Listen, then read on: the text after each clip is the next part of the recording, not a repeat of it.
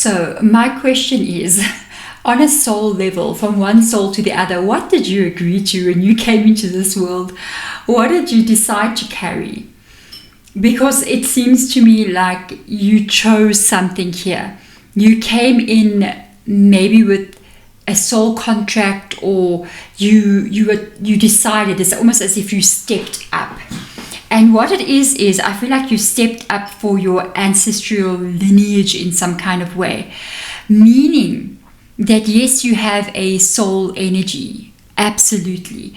But at the same time, you also have an energy of the bloodline that you've been born into. And you've taken on something here, or you were asked to take on something, or you volunteered to take on something that involves clearing karma. But it doesn't only mean clearing karma from yourself. It also means clearing karma from the lineage that you're in, meaning your bloodline, your ancestral bloodline. Because you've done this, I think there is a gift coming for you. You've done this, or you're doing it, or you're just about done with it. Others of you have done it already. Congratulations. How hard was this? Because it involves stuff that's not even yours. Do you know, if we're looking at your ancestral bloodline, your DNA sequence, it has taken exactly 4,000 human beings to create you. 4,000 people lived and loved and cried and created and failed and lived their life in whatever way that was to create this exact body that you have now. And that's that family tree growing and expanding and growing and growing. That's what it takes to make one human being. And you, beautiful soul, family, how are you doing, by the way? Welcome back to the channel. Thank you for being here one more time. Special people, if you know who you are, you know who you are, because you chose to be here. We chose to meet here. Okay. So for you to come in here and to exactly say to yourself, I'm going to carry 4,000 people's karma in this one lifetime, because I know I'm that powerful and I'm that strong enough and that wise enough to be able to work through that for them. You've not only resolved karma from your own lifetime in this time that you're living, but you've also resolved the karma of how many thousands of others who have come before you. And because of that, there is an amazing gift awaiting for you in this life. For me, this is awesome. Absolutely awesome. Let's get this candle lit up. Let's get your spiritual guides ready and able, and also the ancestors that have come in here as well, to come in and guide us during this time of this reading.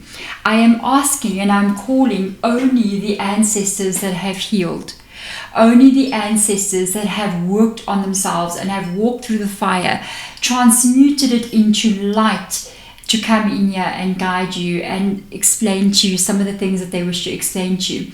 The reason why I'm calling only the ones of the light is because they have already cleared the karma as well. So they have walked the path that you are currently walking. They've been in the space that you are currently in, so they know how to guide you. So let's welcome them in, spiritual guides, ancestors, your guides, mine, our healers, those of higher vibration, and those who have healed before us. Guide us as we're moving forward in this reading. And by the way, I'm going to have a response for somebody at the end of the reading. If you are, I am Roxana Famia, I think it is. I've got an answer to your question you left for me in the comments of my other video. You are asking about my camera and stuff like that, so I'm going to show that stuff to you at the end of the reading. That's just from me to you. Okay, so hi. So that is your first card coming out. It is the karmic energy. Look at all the arms out there. It's almost as if it's the ancestors standing behind you, and you're thinking, wow, I am carrying all this stuff with me with all the arms, and in fact some of it's not even yours. How brave you have been to do this. This is called karmic board clearing, energetic clearing, rewriting your story and live in your truth. So what I'm picking up from an ancestor that has stepped in, And this can be somebody from quite far back. It may not be even somebody that you know. It's definitely in your blood lineage, though, is that some aspects of your personality, this is quite interesting actually, some aspects of your personality have been tied to karma. So some of the things, and I saw that Temperance, I swear I looked at it and I always go, don't pretend that you've never seen it, okay? So I saw Temperance there, and that would be it. Some aspects of your personality, you've got Sagittarius in your reading, it is not always tied to you. Some of the ways, some of the fears that you've carried, some of the energies about how you've experienced this world. Some of you guys, it's been anxiety attacks. For others, it's been being overly cautious in your energy, being a bit afraid to live. That hasn't been yours. It's not yours. It's the energy of what you've carried from before. And this is something that is going to be released from you as you're moving forward. It's part of the gift that they're giving you. The living your truth now, it's almost as if this reading and the time that you're getting it, it's a time to rewrite your story. A lot of the stuff has been pulled away from you. A lot of the stuff has been released. Now you get to stand up and face, almost like face those demons. You've been doing this your whole life. You've been in this Ace of Air energy. You've been facing things that have not been yours. Things that have been in your energy, even experiences that you've been experiencing in this body, in this lifetime, has been tied to ancestral energy. And you've been taking that sword there and you've been facing it head on like the warrior that you are. Okay, let me get the camera to focus. There it is. Like the warrior, the strength, the power that you are, and you've been clearing it out in the karmic board clearing. Congratulations. It does come from the ancestral realm because it comes up here as karmic release, healing the lineage, and boundaries. Look at that. The boundaries for me is to understand that a lot of what you thought is you, a lot of what you perceive to be your life's energy and some of your maybe successes and failures and fears and what you've experienced has never been yours actually. A lot of it comes from the DNA. This is so powerful. It is so powerful, this body. The bloodline and what that is, it creates that DNA inside of you. You're carrying it all the time. When you clear this, you're not only clearing it for those who have come before you, but you're breaking something for those that come after you. And you can, by the way, by working on energies like this, you can change the past. You can affect those who have come before you and change their history or their future or their present, if you know what I mean. It has actually been studied and there's been experiments with this where they've done tests about healing people from the past who have already been ill without the healers knowing that they were doing it, and they affected that. They affected people's outcomes to the point where the people that they were healing, more people got healed in illnesses that would have been if they hadn't done the healing from the future about people in the past. So when you heal an ancestral lineage, if you know what I mean, if you heal your ancestral lineage and you heal the karma that's not even yours to carry, you end up affecting lives in the past where histories can change, where what would have been read as before as a certain situation unfolding in someone's life just no longer exists. It's almost as if it's a new timeline in their world as well, which ineffectively also affects your own timeline and changes things in your own reality. I think we do this more often than we realize. I think sometimes there's things in our reality that have already adjusted and changed. We may have certain memories of things that never occurred. It's just in your memory base. We maybe sometimes even dream of things. And by the way, if this is you and you feel as if you have heard the whispers of your ancestors, and you've been working on this karma, be grateful for that because you've taken on something. They are grateful to you. They're going to leave you a gift. They're going to give you a gift. If you are ready to receive what this gift is, comment below. I am so grateful, I'm so honored to be able to carry this for you, and I'm ready to receive what this gift is, because this is what they will give you for carrying what you have carried. You always get a gift when you break the karma. So this energy for you guys here with this whole situation, I like my brain went on flatline for a second there. I was trying to tell you guys about something. Wait, before the energy of the gift and everything that came in, and you commenting below, but it'll come back to me. Remind me in the comments, guys. Then I'll comment it as well if you remember what I was trying to say. But just say in the comments, Debbie, you were talking about that, and then I'll come in and say it.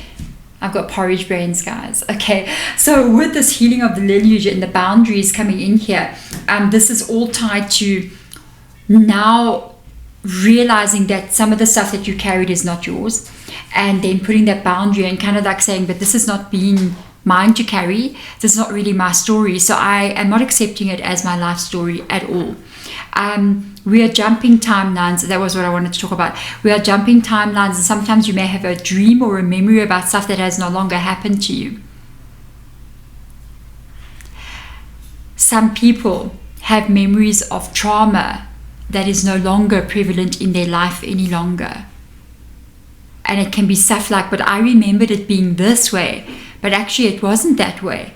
It's because you shifted timelines. That was what I wanted to say. We can remember something as being a specific way, but when you really touch back root with it and you actually go, how actually was it? And you start hearing from other people, maybe who were with you at the time, they go, actually, but that didn't really happen. And you're like, well, how come I have that memory of this actually happening, but it didn't happen? I'm so confused. It's because you healed something and it's no longer there. Has that happened to you? Has that happened to you? If that has happened, you literally jump timelines. It's crazy. So we've got the Page of Water, the healing of yourself, the healing for others. I feel emotional about it. You healed. Page of Cups. You did it. You healed. You walked through the fire. Lotus reborn. You went into the emotions, into that liquidy water, filled with a lot of pain sometimes, filled with a lot of confusing emotions, and you did it. I love the way she's holding the shell there. There she's holding the shell. But you didn't just do it for yourself, you did it for others in your lineage as well. The Three of Cups, there is a rejoicing, a celebration in your ancestral line. They're holding the shell that you didn't even realize of what you were doing. When you were fighting for yourself, when you were healing yourself, when you were doing what you were meant to be doing for yourself, look at what you were doing. It wasn't just for yourself.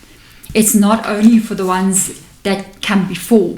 It's for the ones that are still coming. You've changed something forever. Forever. Moving forward, you've got the halls of amenity, initiation, secrets revealed. And the secrets revealed here is literally to understand about this life that you've lived and what it actually was all about. A lot more secrets will be revealed to you as you move on. Understandings, treasures uncovered, and initiations. Initiations. It's like your whole life has been an initiation. I know sometimes when I'm talking to other spiritual people and we're working together, we do have that understanding of life initiates you. Life is initiating you, and these initiations you've been going through is tied to energies from the past, from others, but you chose it as well because you need to go through the initiations to awaken the live of your truth, which is still what you're stepping into. A lot of you guys, you may be already in it and living part of it and still uncovering more of it. That is fine. A lot of you are still going to find out about what that is. So let's see what this gift is here. Six of Fire and Judgment. A change in your reality. Under the deck, Seven of Water. New choices that you're about to make that you're not even aware that you're going to be making with the Seven of Cups. You've got changes coming in. You've got new choices that you're going to be making. You've got new directions that you're going to be moving into. And it's going to be very different from where you come from. this new choice, this new beginning, and where you're going, it's not the same as where you're coming from. You're stepping into the real you now. The past of who you were and what you were carrying, that was all just the linkage to the karma that has been removed. You got the Judgment card. A new life is stepping in, a new beginning for yourself. Apologies for the banging in the background. Somebody's helping me at home here. So the Judgment card is tied to a new beginning, a new start, a new life being rebirthed, reborn for you, to become the true you, the true person and energy of what you really, really are. I wanna check.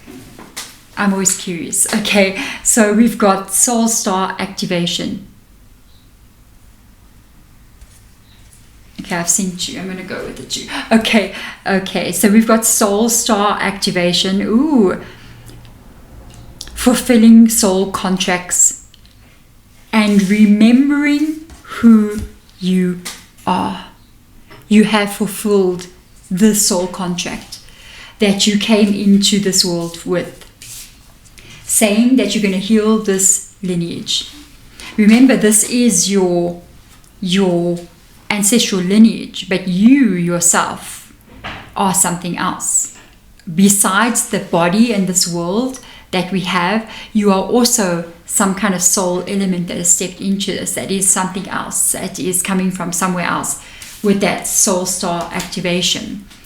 You have to be very powerful to have been able to accept to carry what you've carried, or you would not have carried it.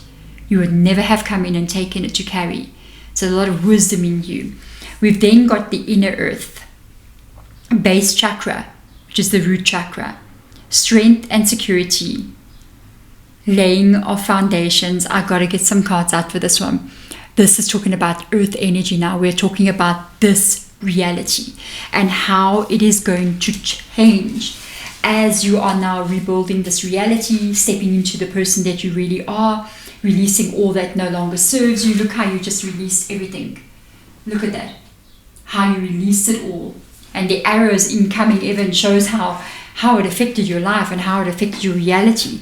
So let's get in and have a look and see what is going on with this inner earth energy, the base chakra. This is the gift, because it's going to show up in your reality, in your world. So this is the gift of it. I want to see what that is for you. The gift is some kind of strength and stability in this reality. Okay, I see a card sticking out. Okay, it's definitely this card. 9 of air, the releasing of a lot of worries for you. A lot of stress that you carry, a lot of things that you've been through. 9 of air is anxiety, worries about the future, a bit of down energy sometimes about how I'm feeling. Lack, no wonder, and this is what you have anxiety about. Stability in life, Two of Pentacles or Two of Earth energy. It's talking about you not feeling safe and secure in this reality. Maybe even monetary issues that you've been having. Not anymore. Under the deck. This is crazy. Wow. Okay. So what the gift is has been approved by the Council of Monarchs. So the Council of Monarchs shows up here. These are the Emperor. This is the Emperor card in the tarot.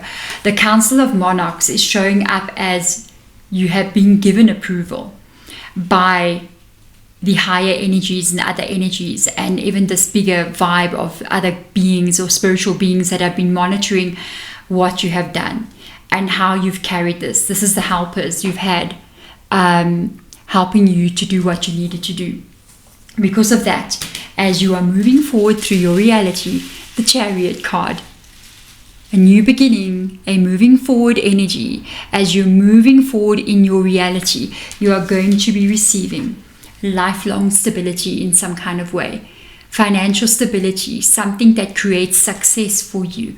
And it is steady, it is enduring, and it is ongoing life stability. It can be financial. It can be a business that you run that just keeps on going, keeps on serving you, keeps on helping others around you as well. A career that you step into that is going to be your foundation. This is it. This is your foundation. Look how the fox is holding her up so that you can feed the crow with the apple. Do you see that? Isn't that beautiful? Isn't that absolutely beautiful? And this is this energy of you just stepping into something that is so strong and so powerful. This is your gift. Comment below, I receive, and I'm so grateful for this opportunity. Thank you, thank you, thank you. Because this is beautiful. This is beautiful energy. Thank you guys for being here as well. And if you do have a personal reading with me booked on my webpage, I am closed at the moment for Zoom calls. I do have personal readings that are pre-recorded because then I can fit it into my schedule. I will be closed until the end of June. Then I will open up again. My schedule has gotten too full, so I can't accept anyone in. I can't book until like October, and it's too far ahead. A lot can happen in our lives. So I am open for pre-recorded energy healings and also for pre-recorded questions where I manage to do it in the time that I can do it in.